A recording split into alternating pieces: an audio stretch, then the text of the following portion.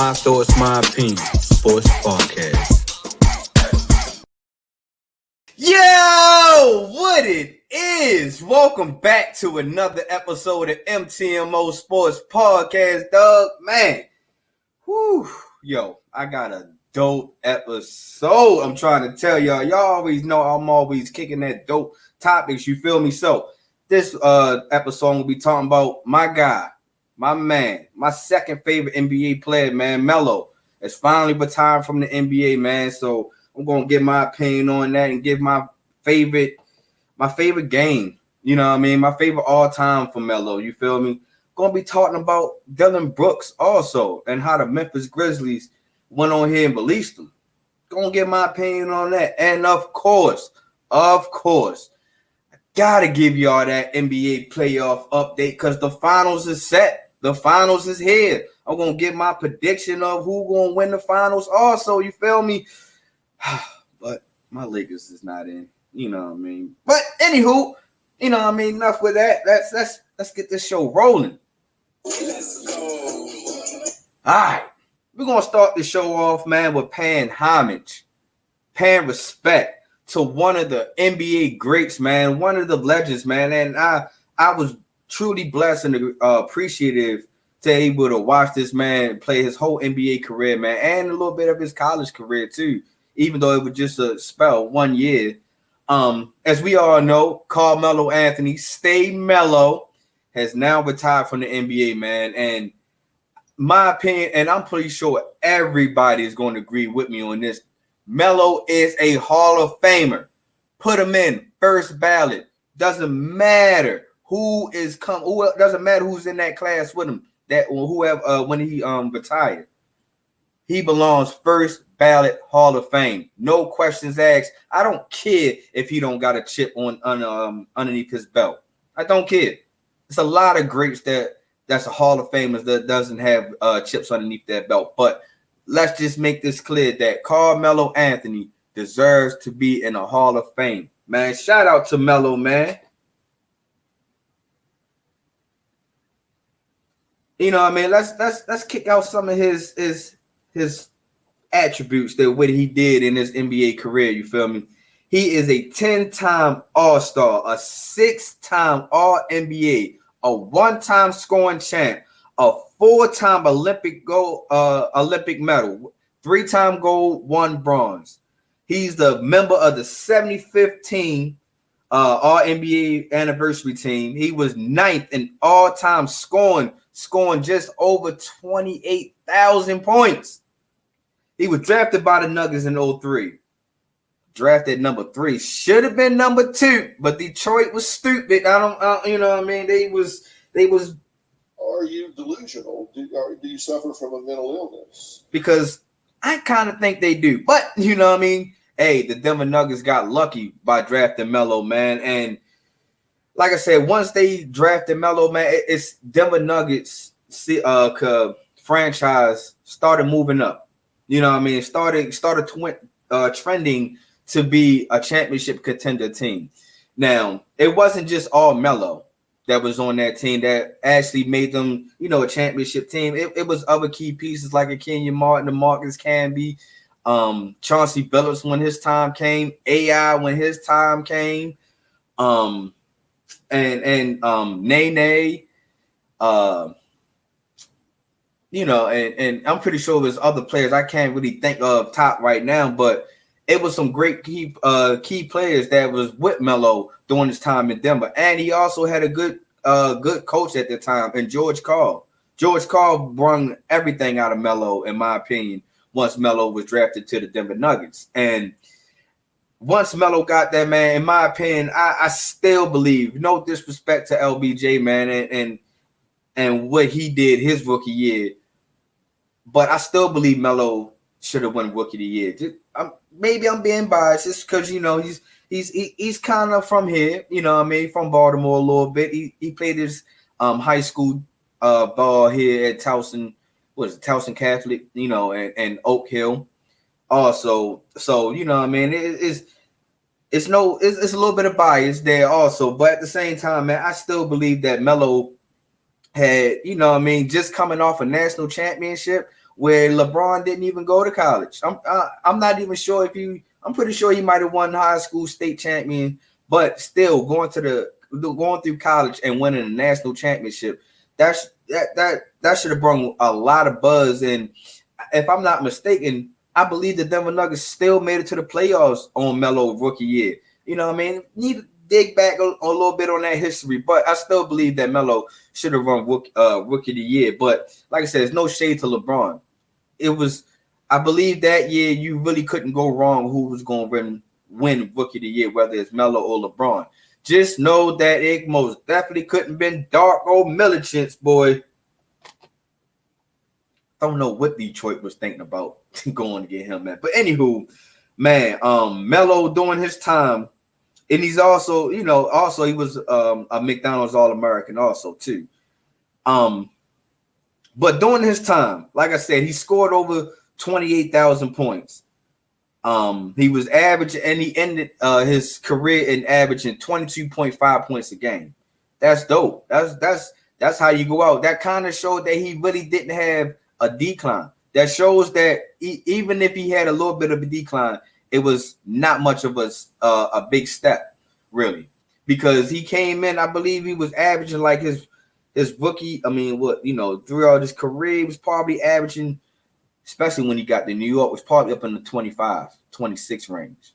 So for you to end your career at 22 and a half, that's pretty decent, man. And he had 7,808 rebounds, which he ended at 6.2 averaging in rebounds. And his assists, he had 3,422 averaging 2.7. Really wasn't an assist guy. Melo was a scorer. He was a bucket getter. And I still believe that Melo can still go out here and get buckets in the NBA.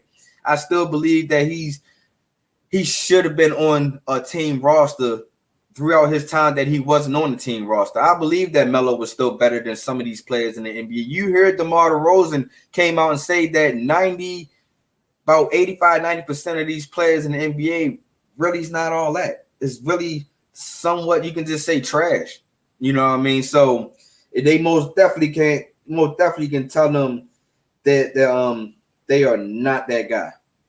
You know what I mean? Some of these guys, you know what I mean? Some. But I believe that Melo is not part of that sum. I believe Melo still should have been in the league. I believe that teams still should have took Melo. I think having a shooter like him now, he is a streaky shooter now, late in his career. But having a guy like that on your team, you should want him. I believe that he still fits in the NBA. You feel me? So, I just don't understand why some teams didn't gamble. No, Melo wasn't going to play a full 82 games, but he can give you 65, I believe. You know what I mean? And he can most definitely give you probably about 15 to 20 minutes. We're not asking Melo to go out here and play LeBron numbers. You know what I mean? Out here trying to play 40 minutes. That's no longer Melo's game anymore. You know what I mean? So I believe that he still should have been on the team's roster this past year and previous years that he wasn't on the team. You know what I mean? Teams that Melo had played on. Of course, he was drafted by the Nuggets from 03 to 11. Then from 11 to 17 he was playing for the Knicks. And then that's when we really started seeing that sharp shooting, score first mentality coming out of Melo. You know what I mean? Showing that he was already showing in Denver that he's the guy. He was the first option, and we should go ahead and give him his respect then. Once he carried it over in New York, man, he brought New York kind of back into the playoff atmosphere in my eyes. You know what I mean? Because just a season or two before Melo getting there, the Knicks had put all that money to Amari Stoudemire. No disrespect, because Stat was my guy also, but he wasn't able to put that team on his back.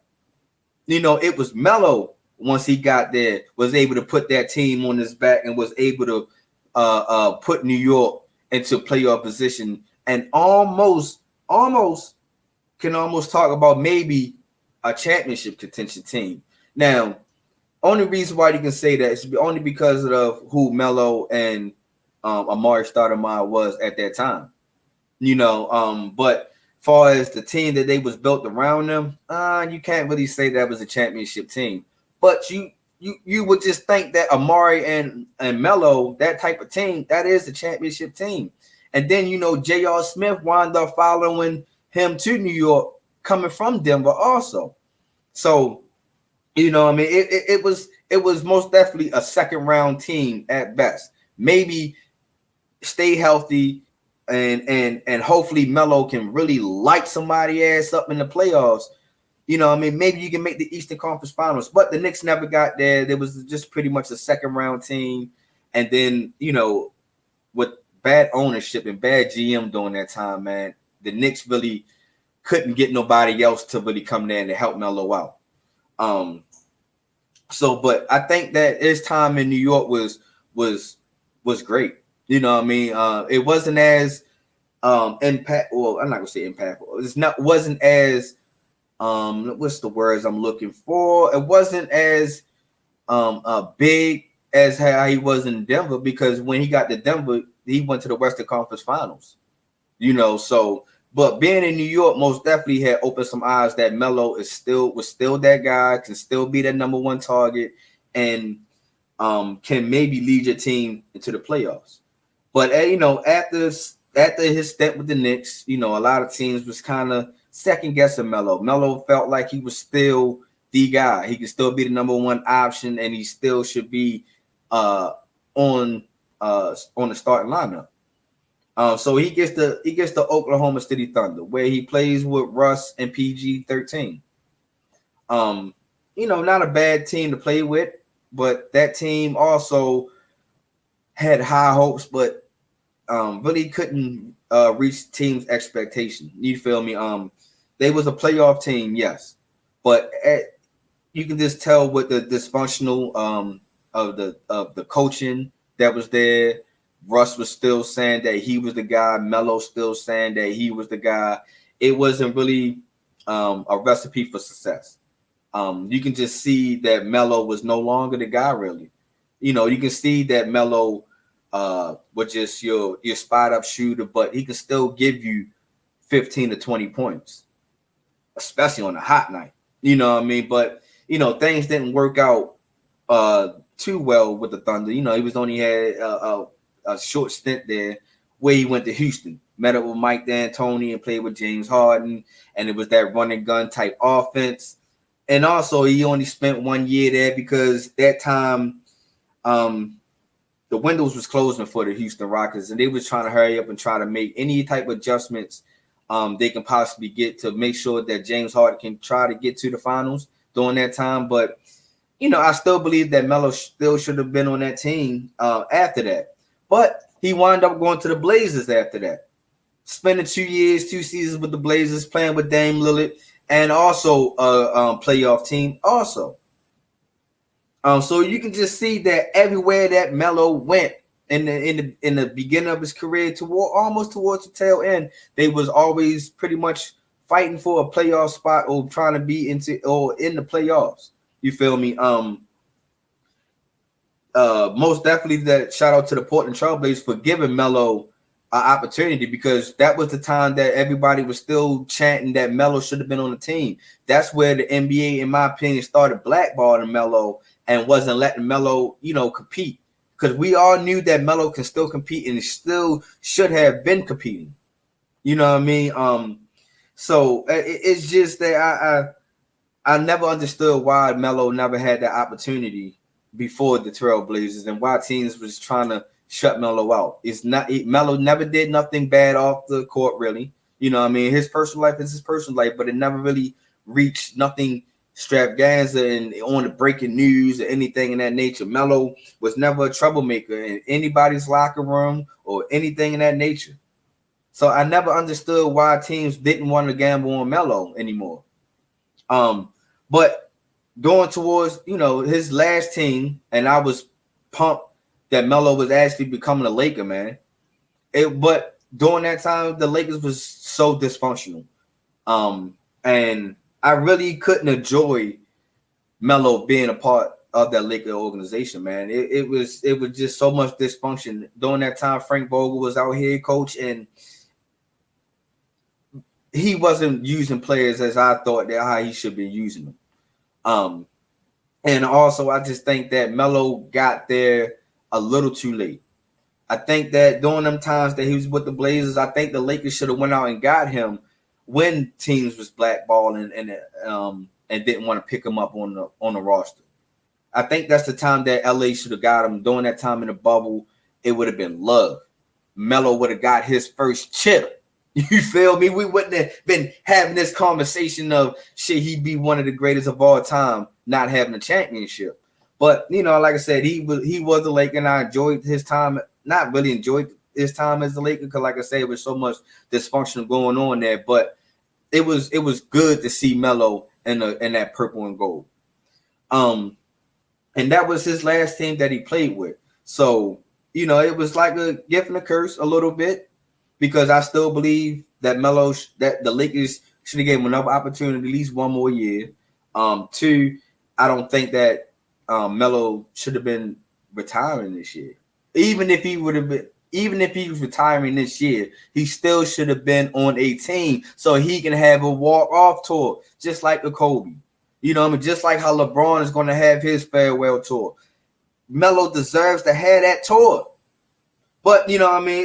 It was great to see that Melo was able to walk off the court and walk off on his own terms.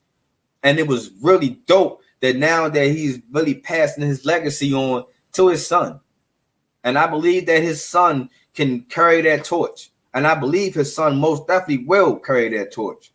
You know what I mean? If y'all haven't peeped out his son hooping in games and working out and stuff like that, y'all might want to catch up.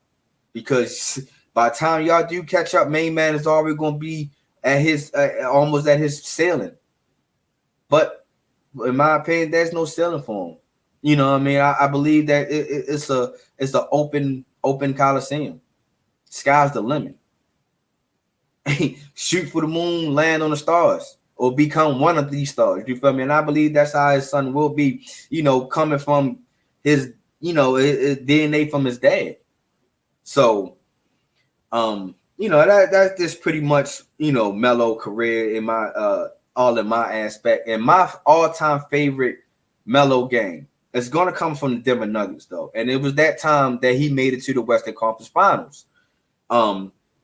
Even though that he was going against my favorite player, Kobe Bryant, it was still, and even though that the Nuggets had lost the series 4-2, it still shows that Melo deserves to be in that Western Conference Finals. Because if y'all remember, man, that game one, he tired my guy out. He tired Kobe out.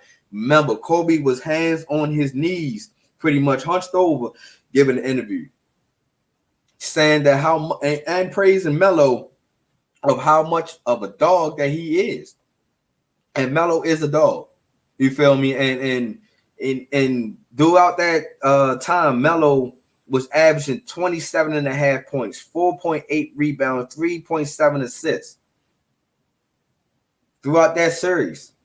You can't say that Melo didn't show up. You can't say that Melo wasn't seizing the opportunity, because Melo did seize the opportunity, man, and he really showed up. So, man, like I said, I appreciate Melo, man, and I just want to give you your flowers now, man, because you deserve your flowers now. And I'm pretty sure whatever it is you're trying to do in your time after retiring now, I'm pretty sure you're going to be fully invested into your kids' life now. Even I'm pretty sure you already are, but more now that you don't have to go city to city, travel with any team, anything in that nature. So, man, like I said, shout out to you, Melo, man. Like I said, I appreciate you and your time in the NBA, man. And you never cheated the game. You played it the right way, man. Appreciate that. Now, for paying homage, let's switch it over to Dillion Brooks. Let's go. All right. The Memphis Grizzlies, man, let Dillion Brooks go. And they had came out with a statement of letting Dillion Brooks go. Once they let Dillion Brooks go, they came out with a statement saying, under any circumstances, that Dillion Brooks will not be back with the team. Will not be. Cannot come back. His key card will not work. His name on his locker will not be there anymore. It's when he shows up to any Memphis facilities or anything in that nature, man, they're gonna have to pretty much tell him, "What the fuck you doing here? Identify yourself. Who the fuck are you?" That's exactly what Memphis has said to Dillion Brooks, man. And in my opinion, man, it's we gotta just Hold up. got a question. How can you release this guy? And why did you release this guy? You know what I mean? I got two sides of spectrums of this. So hold on, sit back, get your popcorn ready real quick. I just gotta ask this question real quick. Why are the Memphis Grizzlies releasing this guy after he's making the NBA all defensive second team? Good question. What did Dillion Brooks do for him to get kicked off the team if he didn't do anything in the locker room, do anything to the organization, wasn't doing anything outside of the organization, and wasn't going on live, putting guns in the air? He didn't do none of this, but you kicked him off the team. Good question. Not understanding. You know what I mean? I'm not saying that Dillion Brooks is the best two guard in this game.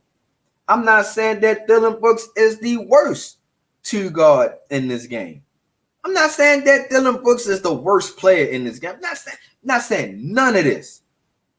But after making the second defense of all team, and you was averaging 14.3 points a game, 3.3 rebounds, 2.6 assists.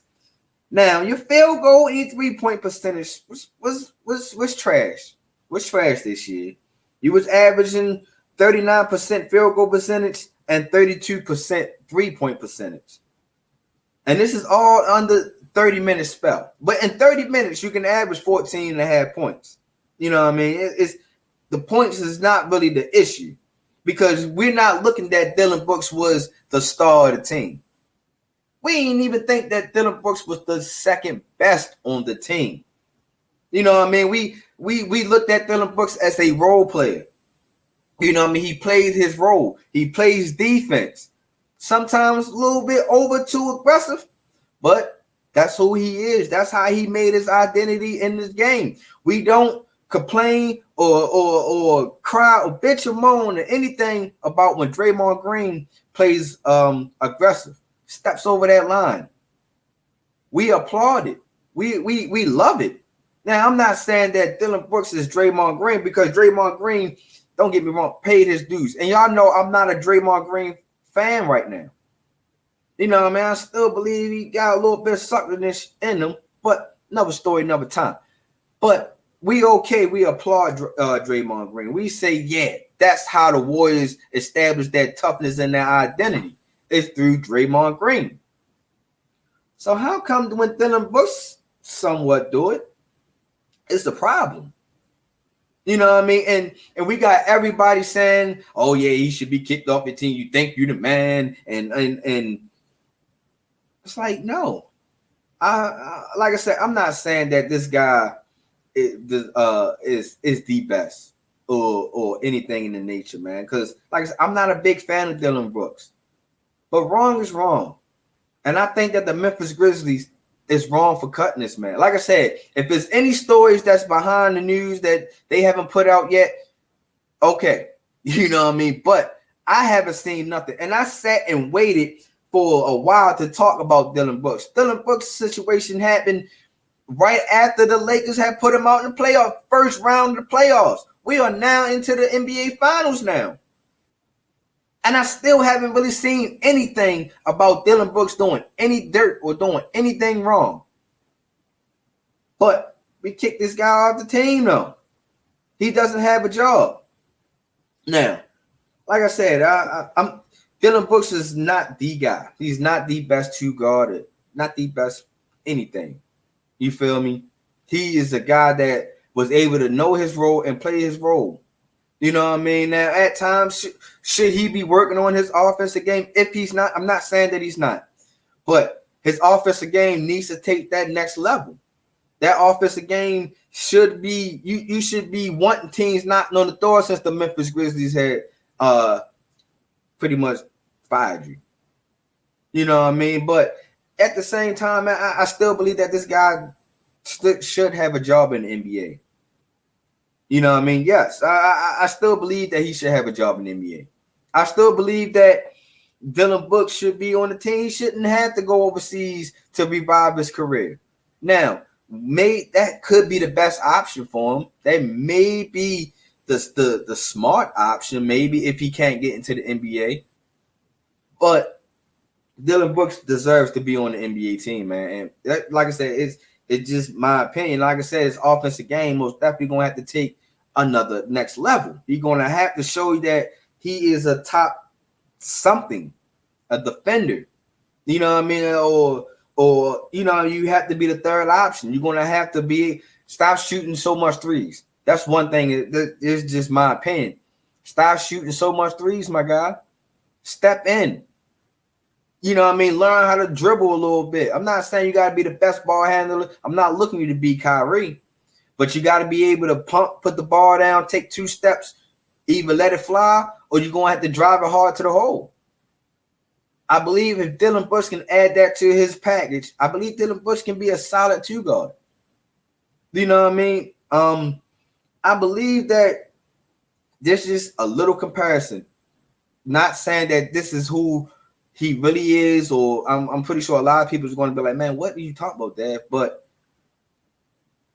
he can almost become a next Jimmy Butler-ish. He can be like a Jimmy Butler. Like I say, he has the fit.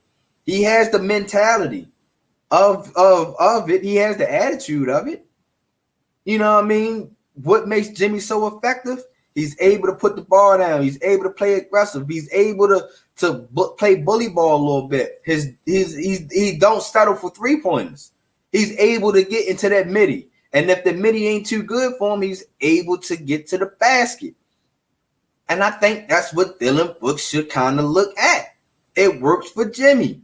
It's been working for Jimmy for all these years. Even though we don't consider Jimmy Butler being the top 2 guard.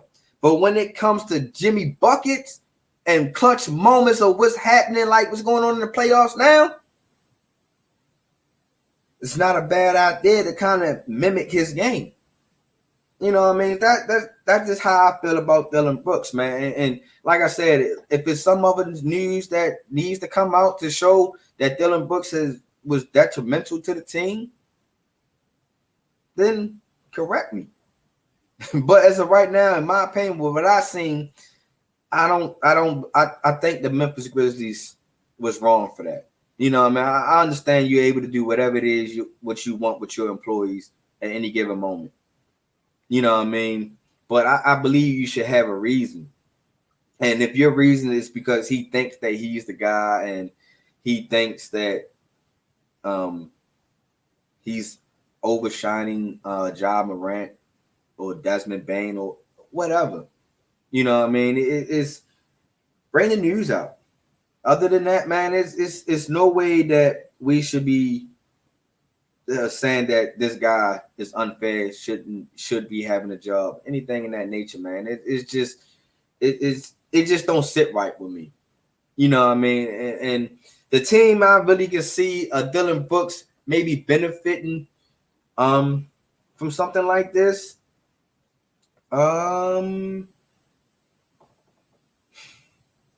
Maybe like the Milwaukee Bucks can use a Dillion Brooks. Because like I said, you bring that defensive tenacity, you know what I mean? You bring that grit, that grind, you know what I mean? You go to the Milwaukee Bucks with a Giannis who doesn't take plays off, with Drew Holiday, who's all about defense. You know, I'm not all about, but you know what I mean? He straps people down. You know what I mean? With Chris Middleton, you know what I mean? I think that it would be a good fit for Dillion Brooks. Is the Milwaukee Bucks. another team, maybe just off top of my head, because you don't want to send him to like a Detroit Pistons, a Charlotte Hornets, anything in that nature. Maybe he go down San Antonio.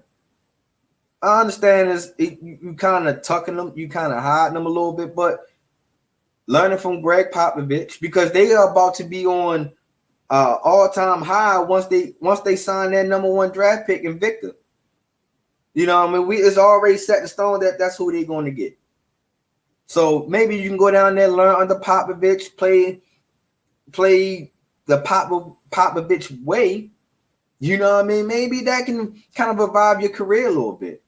You know what I mean? Like I said, I understand that San Antonio ain't the most attractive spot, but it's still in the NBA. But Milwaukee is most definitely, I believe, is a good fit for him. So it's something to think about. Like I said, it's not set in stone or anything in that nature, but it's something to think about. All right, enough about Dillion Brooks, man. Enough about it. Let's go ahead and talk about this NBA playoffs, man. Let's give y'all the update on what's going on. Let's go. All right.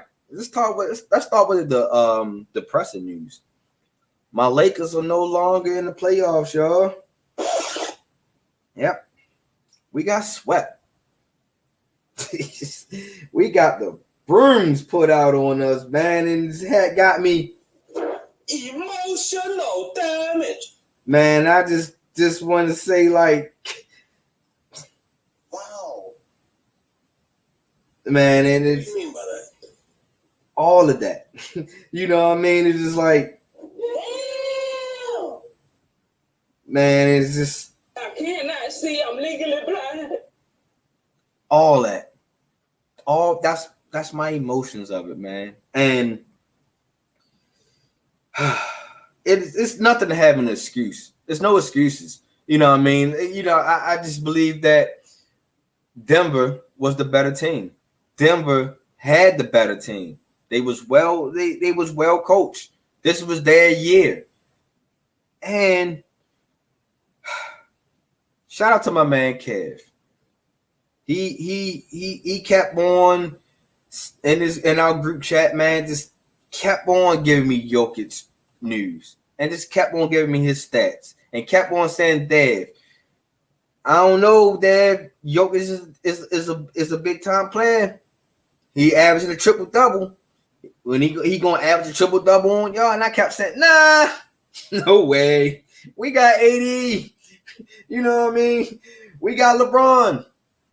We on the street. It's no way that he's gonna average a triple double on us. Get out of here. Then what that guy do? He averaged a triple double on us. Hold up. It's like, yo, oh my God, yo, he averaged even on the game that we stopped Jokic. He didn't average a double-double. He still averaged goddamn triple-doubles on the whole damn season.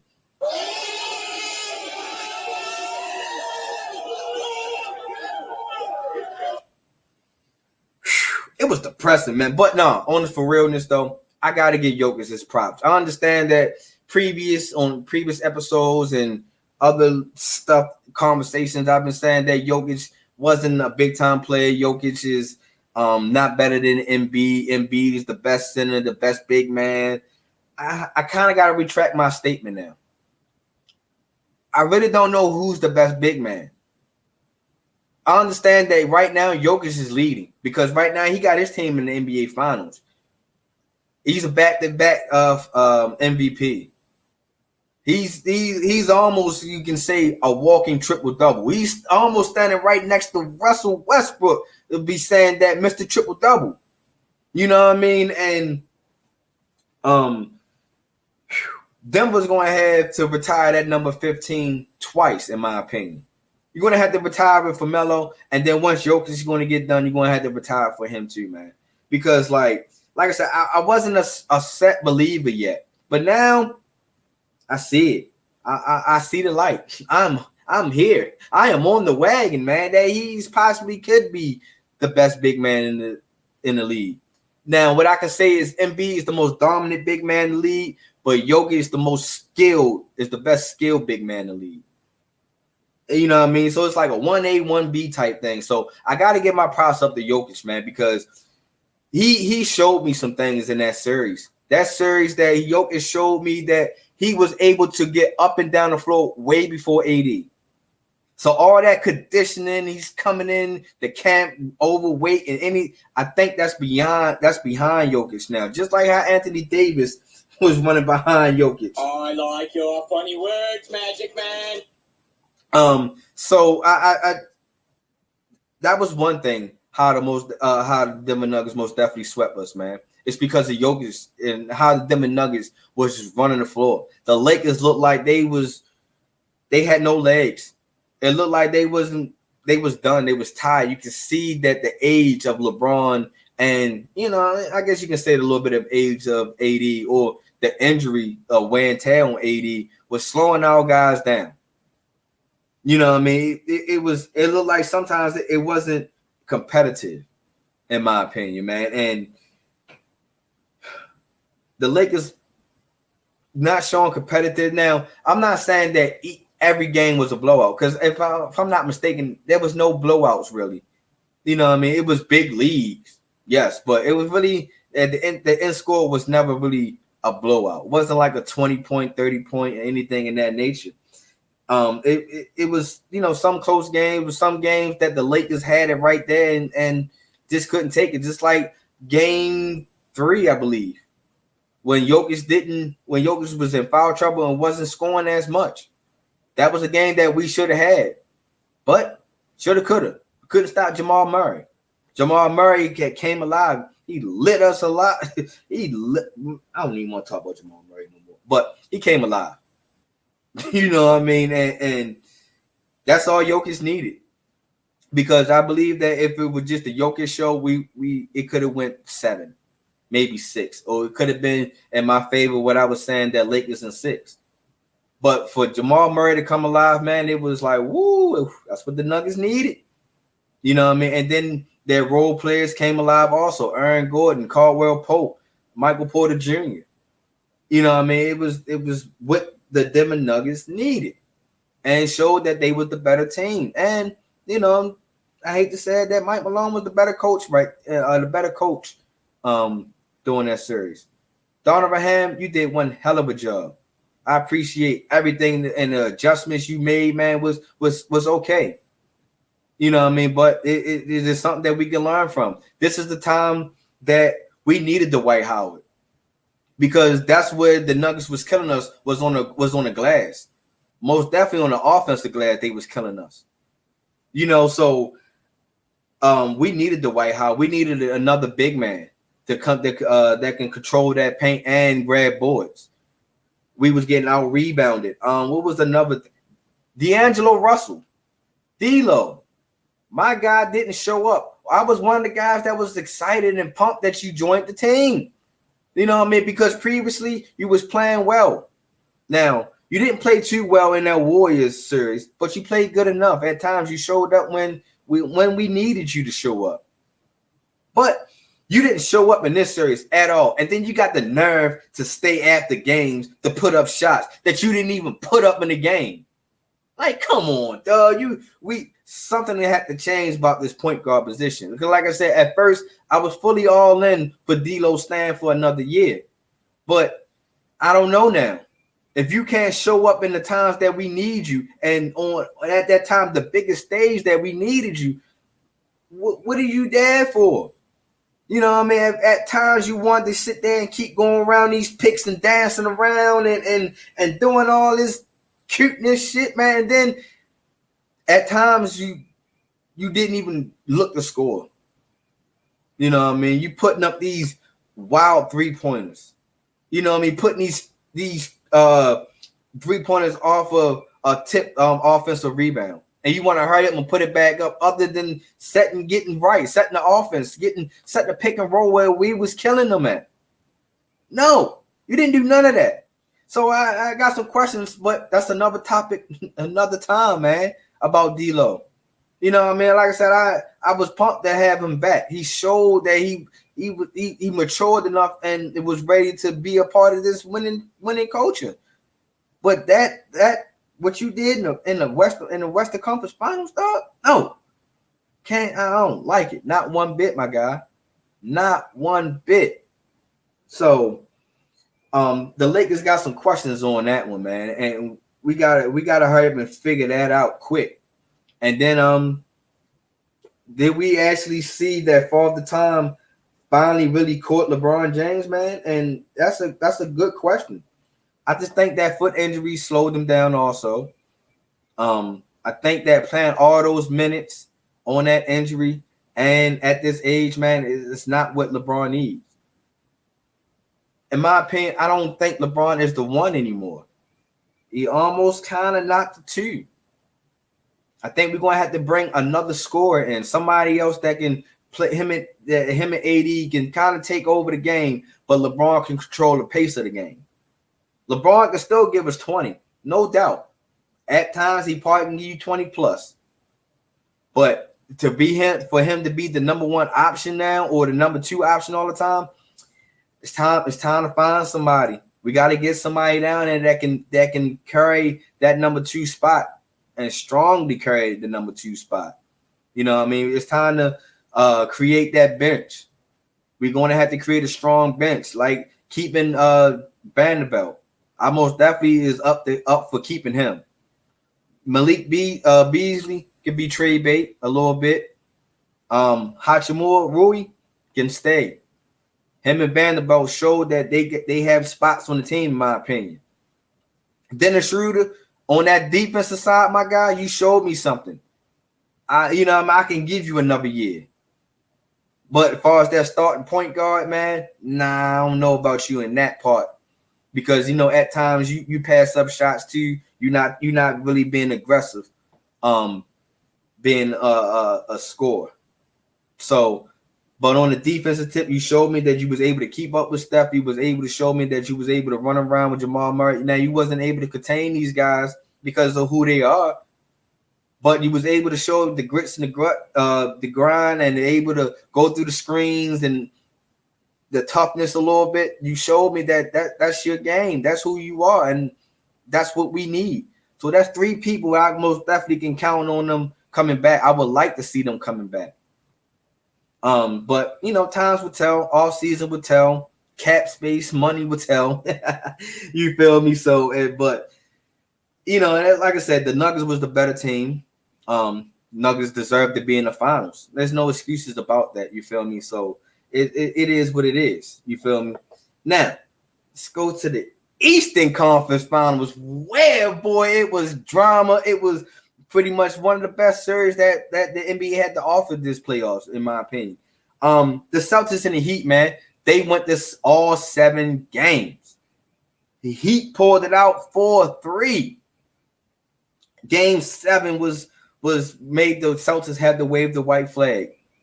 You know what I mean? Made the Celtics leave early. Wasn't towards the end, wasn't all that competitive anymore. You know what I mean? Due to the fact that Jason Tatum did tweak his ankle in the beginning of the game, kind of limit him. You can see he was still out there off of adrenaline. You know what I mean? You can tell that he wasn't Jason Tatum. You feel me? So, but there's no excuses. You still went out there, you still played, and even on a bum ankle, you dropped 14. Wish you would have dropped a little bit more, my guy. You messed my ticket up. You messed my ticket up, boy. Ooh.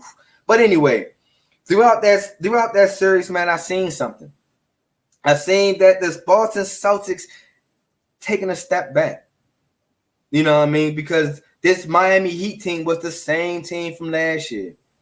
The same exact team. You know what I mean? Other than that some players stepped up. Tyler Hero wasn't available. You know what I mean? Stuff like that.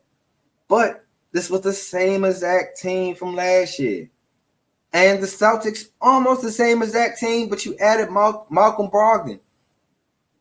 You know what I mean? And even though he got hurt, also, I think it was game 5, game 6, where he, took injury, but that's who Malcolm Brogdon is. You know what I mean? I hate to say it, throughout his career, man, he always had that injury bug on him. I just think that the Celtics played around they played around too much. They had too many turnovers. Too many turnovers. You can't let a team stick around with a lot of turnovers. You know what I mean? That's just my opinion. And then when you live by the three, you die by the three. And that's what Boston Celtics was kind of turning to like the Golden State Warriors a little bit. Was putting up way too many threes. At one game, they went 12 for 35 or something in that nature. Then the next game, they follow up 7 from something. And it wasn't a good night. You can't be efficient and try to win your way by just winning threes if that's not your identity. In my opinion, that wasn't the Boston Celtics identity. The Boston Celtics identity is iso ball between Jaylen Brown and Jason Tatum. But Marcus Smart, Derek White, Malcolm Brogdon, Al Horford, and everybody else was you cut, you move around, you stand in your position and get ready, but just in case that this iso ball and Jason Tatum and Brown the offense ain't really flowing right with them. That was their offense. At least this year it was. Last year their identity was straight defense, and then offense will come. But I guess with different coaches, different schemes. You feel me? And I just think that on paper, the Boston Celtics was the better team. You know what I mean? I'm pretty sure everybody in America except for the Heat Nation was picking Boston. Because, they matched up better. And we was also kind of predicting what the finals can be. We also predicted that, that Boston will match up better against Denver. You know what I mean? Team-wise, matchup-wise. You feel me? It would make sense. But I think Boston got his own way, especially going down 0-3. You went down 0-3. Once you went down 0-3, man, I just think that Boston, you was in a dogfight. Now, they did cap off and winning 3 straight. But you did so much to win that 3 straight. Of course, on that 4th game, man, on that last game, it was going to kind of be some fatigue and tiredness. You playing on every other night. You know what I mean? You got to just think that the luck was going to run out sooner or later. Fatigue was going to come. And I think that's what really killed the Celtics was the fatigue of winning all those games. Because in the first 3 games, they wasn't really all that competitive. Then you come to the next 3 games, very competitive, fighting for their lives now. Now that you want to be fighting for your life, you want to be competitive. And I think that wastes a lot of energy. And that's what bit Boston. Wasted a lot of energy. Now switch it over to Miami. Miami, honestly, I think the Heat got lucky. The Heat was lucky because they played around with their food. And once you play around with your food, man, you know the next person is going to come up and eat your food off your plate. But at the same time, the Heat never changed on who they were. Not one time. The Heat was saying that, no, we're going to take it to y'all. It ain't going to be cute. It's not going to be right, but it's going to be just for us. You know what I mean? The Heat go as far as Jimmy go.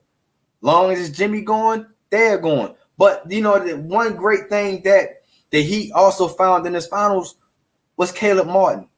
Throughout that series, Caleb Martin showed up and was efficient. Efficient. You know what I mean? He was the guy that you can call on when you need a bucket when Jimmy was going down. And when Jimmy wasn't playing up to par. It was Caleb Martin. It was Gabe Vincent. You know what I mean? But more, it was Caleb Martin because Caleb Martin did it every game. And the reason why I bring this up, because I had a little debate, little disagreement with my guy. My guy Mike. After the Boston Celtics winning game 6, after they won, you hit the group chat and said Derek White is Mr. Reliable, came in on time. And I said, well, if he's Mr. Reliable, where was he at the first 3 games when y'all was down? And you told me bad shooting slump. I said, if that's what you want to call it, that's not reliable then. Here's the stats that I have that I looked up of him, of Mr. Reliable.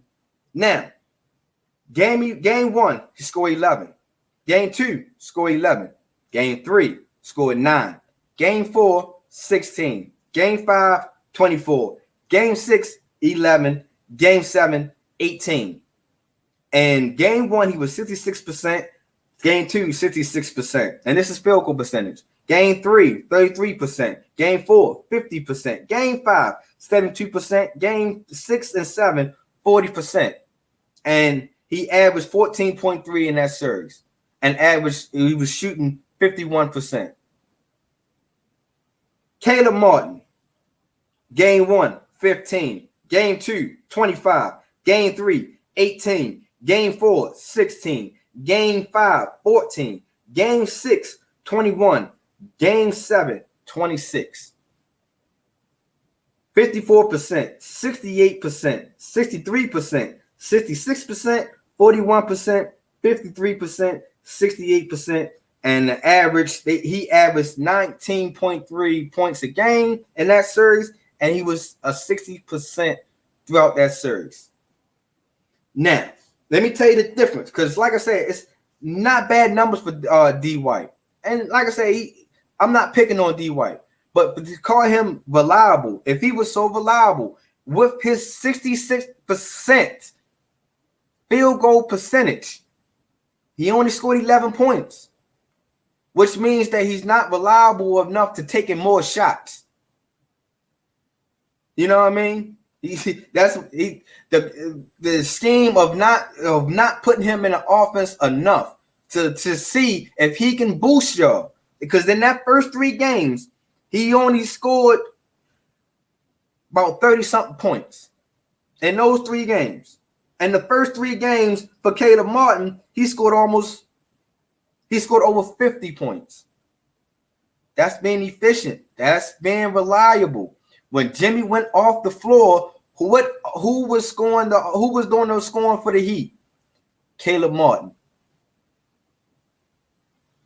When Jason Tatum wasn't that guy in the first 3 games, it wasn't Dirk White name being called. You know what I mean? Like I said, and I understand it's different roles for different teams. And like I said, I'm not trying to say that Dirk White was trash or anything in that nature. Just because he was a hero on a lucky tip-in does not mean that he's reliable. It shows that Miami #1 wasn't on point, didn't box out. Everybody knows that the inbounder is the most important guy on the floor. It's the most important guy. He got there. He did what he's supposed to do. He got to the board.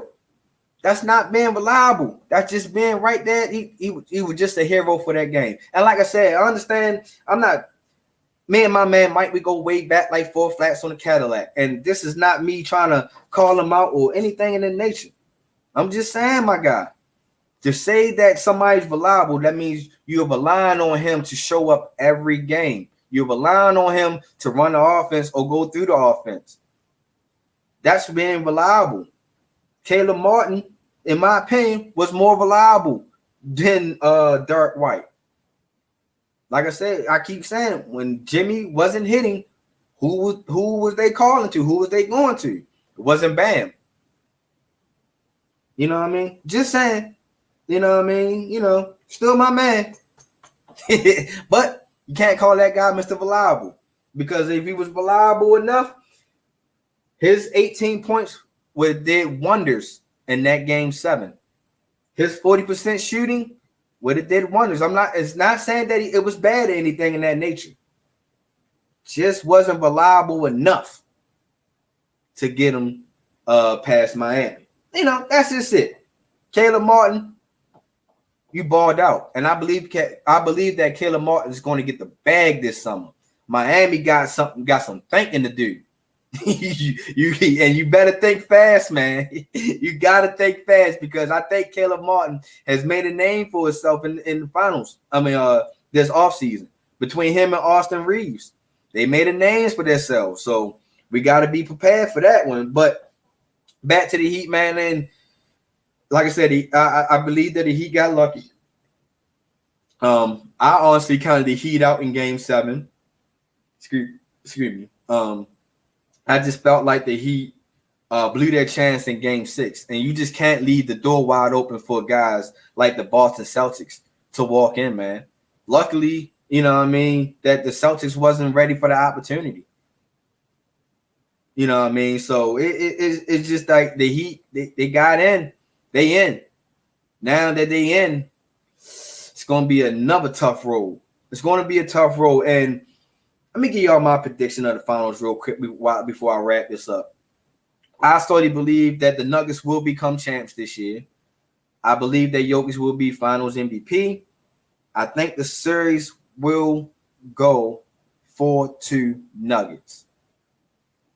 I understand that Miami showed us different in previous, and no, we should not count Miami out. You know what I mean? That's why I'm not calling them the sweep. Now, I understand that Jokic is a way better matchup than Bam. I think Jokic is going to demolish Bam. I think Bam is going to look like almost like how Andre Ayton looked. But the shooting, the confidence that the Miami Heat has, the coaching that the Miami Heat has, because that's what really got Miami Heat here was coaching.